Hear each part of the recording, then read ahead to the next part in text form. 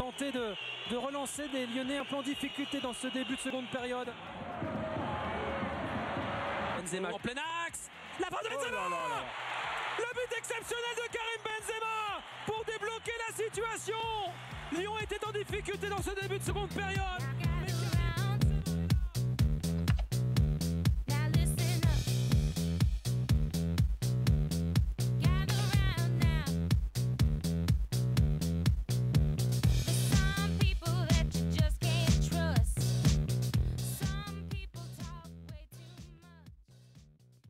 Bonjour à tous. On va vous montrer justement comment on a essayé d'approcher le problème, parce qu'on a bien compris depuis le début de la matinée, l'intégration est un peu la clé du succès. Maintenant, comment s'y prendre? Et on a commencé par aborder le sujet autour du média phare qu'est la télévision et sa complémentarité avec l'un des premiers usages sur Internet qui est le search. Donc, il faut le savoir, au domicile, de plus en plus, enfin au domicile et ailleurs, mais au domicile en particulier, lorsqu'on est sur Internet, on fait autre chose aussi. Lorsqu'on pose la question aux internautes français, 47% répondent « oui, il m'arrive de téléphoner », 39% nous répondent « il m'arrive de manger », 27% nous disent qu'ils sont en train de discuter avec des amis qui sont dans la même pièce qu'eux, tout en surfant. 38% nous disent qu'ils écoutent la radio, pas la radio sur Internet, qu'ils écoutent leur poste de radio tout en surfant sur Internet. Et puis bien évidemment, ils sont aussi très nombreux, puisqu'ils sont 41% à dire qu'ils regardent, ou qu'en tous les cas ils ont la télé allumée, en même temps qu'ils surfent sur Internet. Donc 41%, c'est quand même assez considérable, on est uniquement sur une population française, et c'est assez considérable d'autant plus que c'est un comportement qui touche des tranches d'âge assez vastes. On n'est pas que sur les gamins technophiles ou les vieux nerds qui sortent pas, on est vraiment, à l'échelle de la population française, un individu sur deux entre 16 et 34 ans à ce comportement. D'ailleurs, il y a sûrement ici des gens dans cette salle qui, pendant qu'ils regardent une émission de prime time, sont en train de surfer, ou qui, lorsqu'ils suivent un programme de sport, puisque ça a aussi été, notamment aux États-Unis, c'est là qu'on avait la première fois identifié ces comportements, c'était autour de certains programmes, et le sport en était un, qui générait particulièrement de la requête et de la recherche et de la consommation digitale en même temps qu'on consommait la télévision. Et si on va sur les tranches d'âge un petit peu plus âgées, les 35-54 ans, il y en a 1 sur 3 qui déclare avoir eu ce comportement.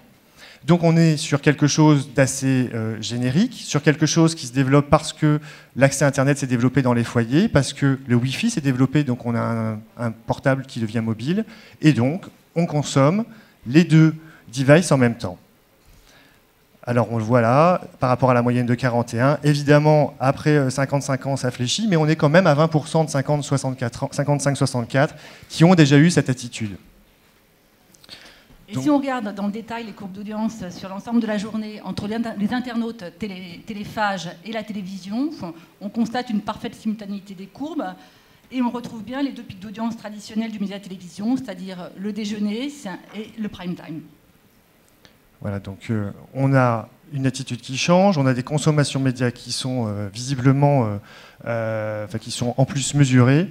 Donc il est clairement indispensable de changer sa stratégie et d'intégrer comment c'est utilisé et comment on peut en tirer parti. Donc qu'est-ce qu'ils font quand ils sont sur Internet en même temps que devant leur poste? Il y a deux grosses attitudes, c'est discuter, réagir sur ce que je suis en train de voir et en savoir plus.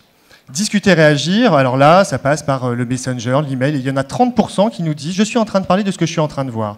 Et il y en a même 11% qui postent leur avis sur ce qu'ils sont en train de voir, puisqu'on s'exprime énormément, on l'a vu déjà depuis le début de la matinée, sur leur blog, dans des forums, on a évoqué Twitter. Twitter, c'est aussi typiquement une application sur laquelle on est en train de dire « je fais ça, je vois ci, je pense ça, je pense ça ». Donc ça, c'est la très très grosse tendance. À côté de ça, et le search est bien la première clé d'entrée sur ce type de choses, on cherche à en savoir plus. On l'a vu dans la campagne Obama, il y avait un tout petit pic, il fait un discours et on voit des requêtes sur Google autour de qui est ce type. Donc c'est c'est souvent la première clé d'entrée quand on veut en savoir un peu plus. Eh bien, y compris devant un programme télé, 29% déclarent chercher des infos en relation avec ce qu'ils sont en train de regarder. 15%, et ça intéresse particulièrement les annonceurs, se renseignent sur les produits présentés dans le show télé ou la publicité. Donc c'est quand même l'un des moyens de rendre encore plus profond vos spots, c'est d'être bien positionné sur votre search. Et 9% regardent des vidéos en relation directe avec le programme TV regarder. Je regarde l'émission d'avant, ils font allusion à une scène qui s'est passée dans un autre show, je vais le regarder en même temps que m'on parle en télévision. Donc concrètement, les comportements sont en train de se modifier, mais si 29% déclarent rechercher des infos sur ce qu'ils sont en train de regarder en télé, et si 15% attribuent même cette recherche à un désir autour d'une publicité ou d'une marque, qu'observe-t-on concrètement pour s'approcher d'une mise en œuvre sur les moteurs de recherche lorsqu'on diffuse de la pub en télévision? Alors pour ça, nous sommes rentrés dans un programme de modélisation autour de 14 cas concrets. C'est beaucoup de travail qui a été réalisé avec Havas Média Intelligence sous la direction de notre directeur recherche et développement qui s'appelle Arnaud Parent et que certains ici connaissent sûrement. Et on a cherché à savoir comment ce comportement nous permettait d'identifier, de mesurer et de monitorer une synergie média nouvelle. Alors de façon très pragmatique, l'objectif de notre étude, c'est d'analyser les effets induits par les campagnes télévision sur l'activité search, sur les paramètres traditionnellement suivis en search, c'est-à-dire les requêtes, le nombre de clics et le taux de clics. En prenant en compte donc, les mots-clés marques de l'annonceur. Donc, par exemple, pour une campagne dans le secteur automobile, on va prendre en compte le mot-clé de l'annonceur Peugeot et aussi le modèle qui aura été soutenu en télévision, par exemple Peugeot 307. Et on va effectivement suivre les évolutions sur ces deux mots-clés. Bon, on a déjà eu une longue matinée, on ne va pas s'étendre sur la méthode, mais sachez qu'on mesure sur des périodes de 4 à 8 semaines avant et après la campagne télé. On prend évidemment en compte les actions médias de la marque, parce que les marques ne font pas que de la télé, il faut évidemment intégrer leur présence en plurimédia. On prend également en compte la pression concurrentielle dans les médias sur la même période. On met en place une modélisation de type économétrique pour bien isoler ce qui vient de la télé et pas attribuer ce pic de search à une campagne radio particulièrement efficace. On prend en compte les effets de rémanence propres à chaque média, les effets cumulatifs de saturation et ainsi de suite. Et on arrive là exclusivement pour cette initiative qui est quelque chose qu'on va évidemment faire durer, sur une première série de cas, 14 cas concrets réalisés sur les campagnes de nos annonceurs qui ont communiqué en 2007-2008 en plurimédia, dont en télévision. Donc on a choisi de vous en présenter 3. Le premier est dans le secteur textile-vêtements, qui n'est pas effectivement un secteur très, très annonceur en télévision, mais le cas était particulièrement pur et réactif. Donc cet annonceur qui ne communiquait pas en télévision a lancé une campagne télévision au printemps dernier. On a effectivement là le volume d'investissement en télévision sur 4 semaines et donc les 12 semaines d'études. L'annonceur communiquait à 95% en télévision et on note donc une très bonne réactivité du volume de requêtes au moment de la campagne télévision en parfaite simultanéité, alors que sur cette marque à faible notoriété, le volume de requêtes était très stable avant la campagne. Donc si on analyse l'impact sur les différents indicateurs de la campagne télévision, des progressions très très significatives, puisqu'on est à plus 48% en nombre de requêtes, plus 70% en nombre de clics et plus 9% en taux de clics. Donc tous les paramètres relativement complexes d'une campagne télévision et search à analyser sont mis en regard sur ce type de bilan, où effectivement on reprend tous les paramètres médias et tous les paramètres sur le search pour en faire une analyse. Donc autre cas, autre secteur. Donc secteur télécommunications. Là, il s'agit d'une campagne monomédia télé en plusieurs vagues. Donc la question de est-ce que ma vague supplémentaire sert à quelque chose ou pas. Un secteur avec un fort encombrement, mais une faible part de voix pour cet acteur-là. Donc avec une campagne qui s'étend sur 6 semaines, mais avec une rupture de 3 semaines. Et là encore, on va voir que les requêtes vont être fortement impactées par la présence en télévision. On observe que sur les semaines 8 et 9, on a une rémanence de ce front-load. On voit bien que la courbe de décroissance, donc il y a une rémanence de l'action télé sur la requête, sur la marque qui dure.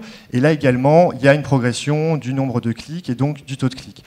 Alors on pourrait se dire, c'est bien de toute façon, puisque les requêtes, c'est les gens qui cherchent votre marque, je vous le rappelle, puisqu'on s'est limité dans un premier temps à ces critères-là.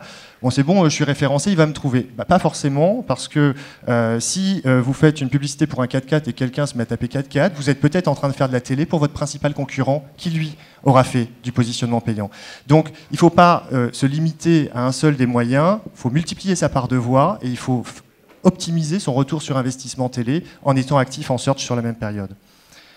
Donc là encore, il y a un impact. Alors on voit que l'impact et sur les requêtes et les clics varie un peu. On va arriver à une synthèse.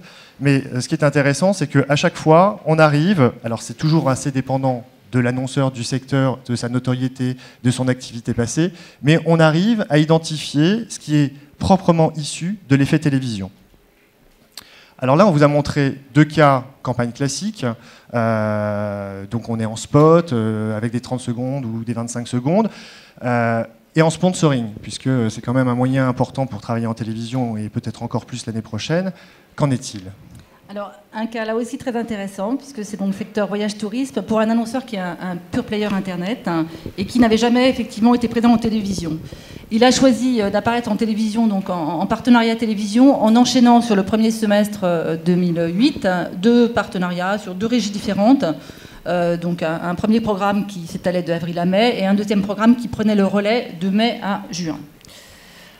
Donc on a les volumes GRP distribués par jour qui étaient relativement limités sur du sponsoring en access.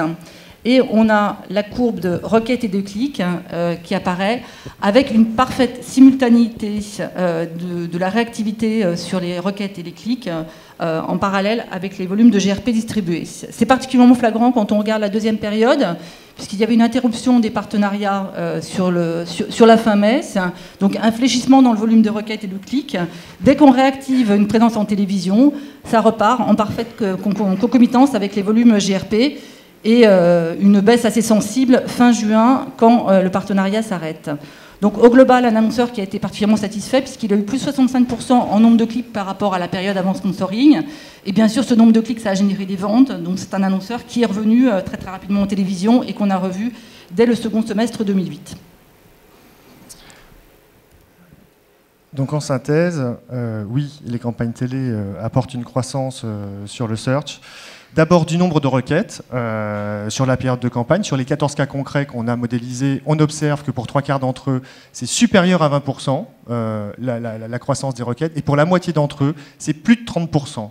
Donc 30% de requêtes en plus, c'est autant d'opportunités de clics en plus vers votre site, c'est autant de ventes potentielles en plus ou de qualifications de leads en plus. Ça, c'est pour les requêtes.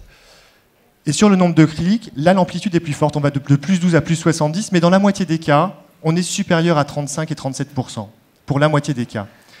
Évidemment, l'amplitude est plus forte, puisque c'est très dépendant du secteur, de la notoriété, etc. Donc, de la théorie à la pratique, on a identifié que ça fonctionnait, on a identifié les volumes dans lesquels, enfin les croissances et les bénéfices qu'on peut en tirer. Comment concrètement, on en fait un outil pour nos annonceurs.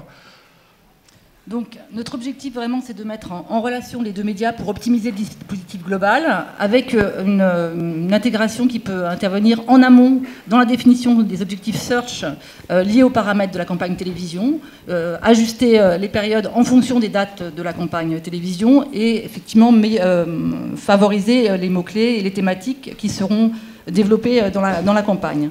Deuxième niveau, c'est au moment de la campagne télévision, avoir un suivi en temps réel des campagnes télévision en intégrant les indicateurs search. Alors là, ce type de suivi qui est un peu effectivement hard, c'est les suivis que l'ensemble de nos annonceurs qui sont dans la salle voient régulièrement, des suivis qui jusqu'à maintenant étaient uniquement limités aux paramètres télévision, qu'on fait évoluer pour intégrer toute l'évolution du média et en particulier le développement de la TNT.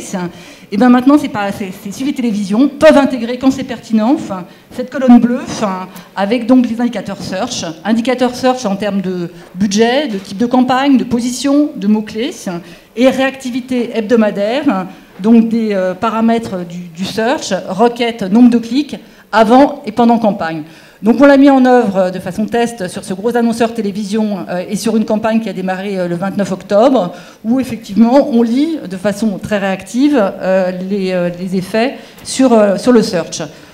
Alors en télévision, on a développé beaucoup d'indicateurs de distribution des contacts, de montée en charge. Ces indicateurs, on peut aussi essayer de les mettre en parallèle avec le search. Et par exemple, sur la courbe en bas, on a jour à jour la montée en charge de la campagne télévision et des requêtes, ce qui permet de voir tout de suite la réactivité de la campagne télévision.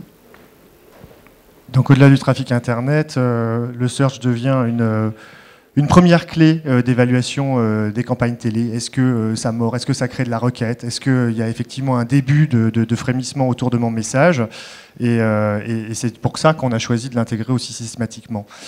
Donc ça, c'est une démarche exclusive pour nos annonceurs, les annonceurs Havas Media. On est en train de construire une banque de données Mix Media TV Search, on a déjà 14 cas et on continue évidemment à incrémenter de nouveaux cas, et ça permet donc un suivi très réactif des effets télé. Et pour la conclusion, hop. La conclusion, donc Havas Media, agence intégrée on-off, met en œuvre un duo gagnant pour défendre les marques de ses clients. S'il y a 2 mots qu'il faut retenir de cette présentation, c'est l'intégration. C'est une première étape, mais on a pour effectivement objectif de la développer. Le search par rapport à tous les autres médias et aussi toutes les synergies entre les médias et le développement du numérique. Et met en œuvre, c'est-à-dire que c'est une approche très pragmatique, mais qui au quotidien nous mobilise pour vraiment mixer les équipes et pouvoir effectivement vous apporter des solutions concrètes. Merci.